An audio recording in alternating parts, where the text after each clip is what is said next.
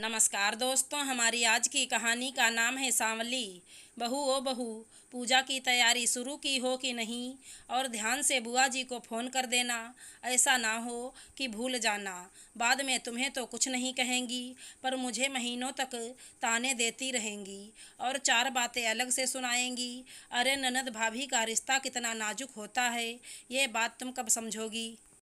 शुक्र मनाओ, तुम्हारी कोई ननद नहीं है। रमा जी अपनी बहू राधिका से कहती हैं। राधिका बोली, काश एक ननद या देवरानी होती तो थोड़ी ही सही, पर मदद तो मिल जाती। और हाँ मम्मी जी, मैं बुआ जी को फ़ोन कर दी थी और कह दी थी कि आप सभी लोगों को पूजा में आना है। वो तो बहुत बातें करना चाह रही थी, पर मेरे पास फुर्सत कहाँ है। आज की तैयारी भी तो करनी है, बाकी की बात आप उनसे कर लेना। अरे हाँ, पंडित जी के लिए धोती कुर्ता और गमछा भी तो निकालना है। इतना कहकर वो तैयारी में जुट गई। राधिका ने घर में सत्यनारायण भगवान की पूजा रखी थी। एक पल की फुर्सत नहीं थी। तभी फ़ोन की घंटी बजी। राधिका ने इधर उधर देखा, कोई फ़ोन उठाने वाला भी नहीं था। उसने झट से फ़ोन उठाया तो उसकी काम वाली विमला ने कहा, दीदी आज काम पर नहीं आ पाऊँगी। बेटे को रात से ही दस्त हो रहा है, उसे अस्पताल भी ले जाना है। ना चाहते हुए भी राधिका को उसे छुट्टी देनी ही पड़ी। तभी राधिका के पति विवेक आए और कहा, तुम अपनी माँ को क्यों नहीं बुला लेती हो? वो भी तो इसी शहर में हैं। राधिका बोली, अरे नहीं नहीं, मम्मी को नहीं बुला सकती। 2 दिन पहले उन्हें बुखार था, थोड़ा आराम हुआ है। पता चला यहाँ आकर काम करेंगी और फिर बीमार पड़ गईं तो लेने की देनी पड़ जाएगी। विवेक घर का एक काम नहीं करते थे, यहाँ तक कि एक गिलास पानी भी खुद से नहीं लेना चाहते थे। फिर क्या बात थी? उन्होंने चिल्लाना शुरू किया। क्या ज़रूरत थी पूजा रखने की? बिना पूजा के क्या भगवान आशीर्वाद नहीं देते हैं? तुम्हें सोच समझकर पूजा का दिन तय करना चाहिए था, पर तुम हो कि कुछ समझती ही नहीं हो। राधिका बोली, ये आप कैसी बातें कर रहे हैं? अब मुझे क्या पता था कि विमला का बेटा आज ही बीमार पड़ जाएगा। विवेक गुस्से में बोले, पर तुम्हें अपनी माँ का तो पता था कि वो बीमार हैं, फिर क्यों रखी तुमने पूजा? अब करो जो करना है, बस बीमार पड़ी तो मुझे मत बताना, क्योंकि मैं तुम्हारी कोई मदद नहीं करूँगा। दोनों पति पत्नी में बहस होने लगी। रमा जी आईं और बोलीं, पूजा के दिन घर में कलह होना अच्छी बात नहीं है। बहू मेरी भी मति मारी गई थी, जो मैंने तुम्हें बुआ जी को न्योता देने के लिए कह दिया। अब बताओ, इतने सारे लोग हो जाएंगे, कैसे खाना पीना और प्रसाद की व्यवस्था होगी? कहते कहते रमा जी सर पर हाथ रख कर बैठ गईं। राधिका बोली, मम्मी जी आप चिंता मत कीजिए। पूजा रखने का सुझाव मन में जब भगवान ने दिया तो वही उपाय भी बताएंगे। मैं हूँ ना, मैं सब संभाल लूँगी, बस आप परेशान मत होइए। तभी घर के बाहर एक गाड़ी रुकी। गाड़ी से बुआ जी का लड़का विकास और उसकी पत्नी सलोनी उतर कर आए। इतनी जल्दी उन दोनों को देखकर राधिका चौंक गई, क्योंकि अभी तो तैयारी अधूरी थी। बुआ जी अपनी बहू को कहीं आने जाने नहीं देती थी, क्योंकि सलोनी का रंग थोड़ा मध्यम था और वहीं विकास आकर्षक व्यक्तित्व वाला पुरुष था। याद आया कि जब उसके देवर विकास की शादी हो रही थी तो बुआ जी ने बहुत हंगामा किया था कि मेरा तो वंश ही खराब हो जाएगा। परंतु फूफा जी के कहने पर उन्हें शांत होना पड़ा और विकास और सलोनी की शादी संपन्न हुई थी। बुआ जी का यही कहना था, ये दोनों एक दूसरे से मेल नहीं खाते हैं। एक रात है तो दूसरा दिन है, कैसे इनकी गृहस्थी बसेगी? सभी रिश्तेदारों के सामने मेरी नाक कट गई। पर फूफा जी के चेहरे पर सिकन तक नहीं थी। वो अपने फैसले पर खुश थे। उनका कहना था कि लड़की सांवली सूरत की हो पर मन की खूबसूरत हो तो क्या बुराई है।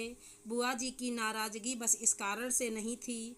दरअसल सलोनी फूफा जी के दफ्तर में उनके एक सहकर्मी के मित्र की बेटी थी। अचानक उनकी तबीयत बहुत बिगड़ गई है और डॉक्टरों ने जवाब दे दिया, तो फूफा जी ने दोस्ती का फर्ज निभाने के लिए अपने बेटे विकास की शादी सलोनी से करवा दी। पर विकास को इस बात से कोई परेशानी नहीं थी। विवाह को कुछ वर्ष हो चुका था। सुनने में आया था कि बुआ जी धीरे धीरे बदल रही हैं। क्योंकि उनकी भी तबीयत अब ठीक नहीं रहती और सलोनी जी जान से उनकी सेवा कर रही है, तो बदलाव तो आना लाजमी था। सलोनी को अपने घर देखकर राधिका को यकीन होने लगा कि उसकी फूआ सास सचमुच बदल गई हैं। राधिका ने आगे बढ़कर सलोनी को गले से लगाया और बोली, तुम अचानक यहाँ कैसे? मैं तो सोची थी तुम लेट से आओगी। सलोनी बोली, दीदी बाद में बताऊंगी, पहले ये बताइए कि पूजा की तैयारी हुई है कि नहीं। मैं तो बस आपका हाथ बटाने आई हूँ। यह सुनकर राधिका ने राहत की सांस ली। देखते ही देखते सलोनी ने पूजा की पूरी तैयारी कर ली और राधिका से बोली, आपके लिए माँ जी ने ये पीली साड़ी भेजी है, फटाफट पहन कर तैयार हो जाइए। राधिका और विवेक पूजा पर बैठ गए। देखते ही देखते आस पड़ोस की सभी महिलाएं आने लगीं। जब पूजा समाप्त हुई तो सारे पड़ोसी सलोनी की तारीफ करते थक नहीं रहे थे। अच्छे स्वभाव और हंसमुख स्वभाव से सलोनी ने पल भर में सबका मन मोह लिया। राधिका सोची, फूफा जी की सोच गलत नहीं थी कि अगर मन सुंदर हो तो सांवला रंग भी चमक जाता है। तभी कमरे से विवेक की आवाज़ आई, अरे भाई, पूजा समाप्त हो गई है, क्या अब कुछ खाने को मिल सकता है? राधिका और सलोनी सबके लिए खाना लगा रही थी। राधिका सलोनी से बोली, सलोनी तुम ठीक हो? घर में तुम्हारे साथ सब अच्छे से व्यवहार तो करते हैं? सलोनी मुस्कुराकर बोली, हाँ हाँ, सब मेरा बहुत ख्याल रखते हैं। बस मम्मी जी की तबीयत ठीक नहीं रहती, ज़्यादा देर कहीं बैठ नहीं पाती, ना ही खड़ी हो पाती हैं। इसलिए उन्होंने कहा, घर की जिम्मेदारी बाहर की जिम्मेदारी भी अब तुम संभालो। उन्होंने ही तो हम दोनों को आपके पास भेजा है। राधिका उसकी बात को सुनकर मुस्कुरा रही थी। तभी रमा जी बोली, चलो अच्छा है, मेरी ननद वक्त रहते बदल रही है। जब बहू अपनी सास की जिम्मेदारियों को उठा लेती है तो सास से ज़्यादा खुश और कोई नहीं होता है। राधिका हंसकर बोली, आज फिर एक बहू ने अपनी सासू माँ की जिम्मेदारियों को अपने कंधों पर उठा लिया। उसके इतना कहते ही सब हंसने लगे। सलोनी को हंसता देख राधिका अपने मन में विचार कर रही थी। सांवली सूरत होते हुए भी इसके चेहरे में एक अनोखी सी चमक है। पीले रंग की साड़ी में सांवली सी सलोनी सूर्यमुखी की तरह खिल रही थी। उसके मोती जैसे दांत, मृगनैनी जैसी उसके आंखें अलग रोशनी फैला रही थी। तभी विवेक ने देखा, विकास तिरछी नज़र से अपनी पत्नी को मुस्कुराते हुए देख रहा था। विवेक ने राधिका को इशारों में बताया तो राधिका बोली, तुम दोनों की जोड़ी सलामत रहे, ईश्वर हर किसी की जोड़ी ऐसे ही बनाए। कुछ घंटे बाद विकास और सलोनी अपने घर चले गए। विवेक को आदत थी हर बात पर पत्नी की फिरकी लेने की। रमा जी के सामने आंखें मटकाते हुए बोला, देखा माँ, सलोनी की सांवली सूरत उसके गुण और व्यवहार के सामने फीका पड़ गए। ना पैसों से, ना रूप से, उसने अपने व्यवहार से हर किसी का मन जीत लिया। सभी औरतें कहाँ ऐसी होती हैं? रमा जी बोली, बेटा, अपनी अपनी सोच होती है, पर कर्म तो पति पत्नी दोनों को करना पड़ता है। क्यों बहू, तुम्हारी क्या राय है? विवेक को आंख मटकाते राधिका ने देख लिया था तो उसने कहा, आपने सही कहा, सलोनी को 10 अंक मिलना चाहिए, पर वहीं देवर जी को तो 10 में से 10 प्लस मिलना ही चाहिए। विवेक बोला, क्यों? क्योंकि वो तुम्हारा देवर है, इसलिए तुम उसे ज़्यादा नंबर दे रही हो। राधिका बोली, नहीं, बल्कि इसीलिए कि आज तक उन्होंने अच्छे हस्बैंड की भूमिका निभाई और फिर हालात जैसे भी रहे अपनी पत्नी का साथ दिया। तो बताओ, हुई ना दोनों का परफेक्ट जोड़ी। लड़की जब शादी करके किसी और परिवार में जाती है और पति का साथ नहीं मिले तो घर गृहस्थी को बसाने में उसे अकेले जूझना पड़ता है। वहीं अगर पति का साथ और सहयोग मिले तो हर मुश्किल को हंसते हंसते पार कर जाती हैं। चाहे छोटी सी पूजा हो या बच्चों का विवाह, कोई भी काम उसे थका नहीं पाता। किसी गायक ने सही कहा है, साथी हाथ बढ़ाना, एक अकेला थक जाएगा, मिलकर बोझ उठाना।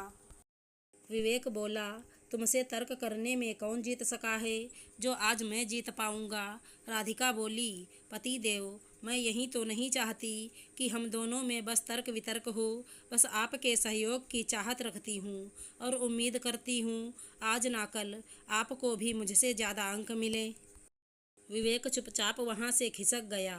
वहीं रमा जी ने बहू के सर पर हाथ रखकर उसे आशीर्वाद दिया। आशा करती हूँ हमारी कहानी अच्छी लगी होगी। धन्यवाद दोस्तों।